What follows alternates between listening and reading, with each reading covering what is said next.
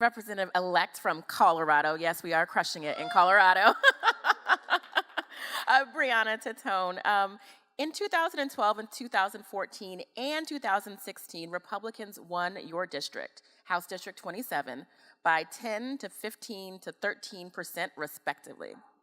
Those are big margins in a very conservative district. But you, a transgender woman and a Democrat, flipped this red district by less than 500 votes.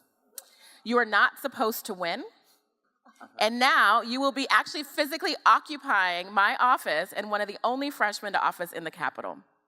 So I want to know, and look, I mean, I've watched this race very closely. I want to know, what was that moment that you had when you realized that everyone else was wrong and that you were going to win that seat? Yeah, and during the counting of the votes, everyone was saying how nervous they were, and that was a nail biter, and they kept refreshing the feed from the Secretary of State. It wasn't changing. When are the votes coming in? I'm like, I don't know.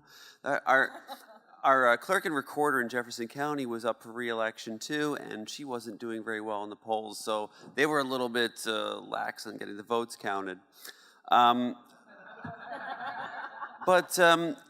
You know, I looked at the numbers when I filed for running for this office, and I saw that Hillary Clinton won the district. And it was probably by a similar margin that I won. And I was like, well, that's enough. And since 2016, we've had a lot of new Democrats and unaffiliateds coming in the district. So that was very promising. And it's like, well, I just need a little bit more votes than the other person, and I'm going to win. I was running against the incumbent in the beginning, and everyone really thought that that was, you know, well, forget it. You're running against the incumbent in this tough district. There's no way you're going to win. And I said, well, you know what? Hillary won the district. I can win this district too. And we pushed on, and we came up with a plan, and we got a great team of people to work for me. And we went out to the doors, and we had a lot of conversations. We knocked on about 48,000 doors, and I was still working, and I was going to school at the same time as I was campaigning up until August.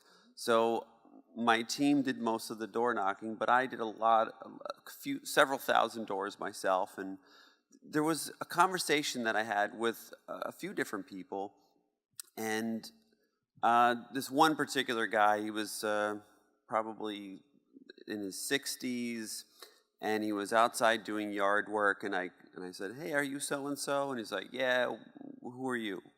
And I told him, you know, I'm running for House District 27, and I wanted to tell you about myself, and are you a Democrat or Republican?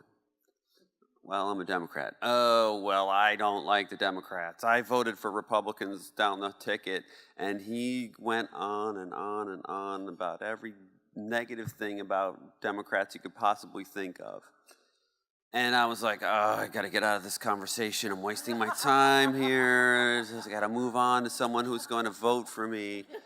And, you know, I just stuck with it. I let him vent, and then finally, you know, he asked me about myself, and I told him, and I said, well, you know, I'm the HOA president, and I was a former volunteer firefighter, and I was giving him all my credentials and all my degrees and stuff like that, and he's like, well, I'm the HOA president where I live here too. And we started a bond over that HOA connection that we had, and all of the dumb stuff that we have to deal with on a regular basis.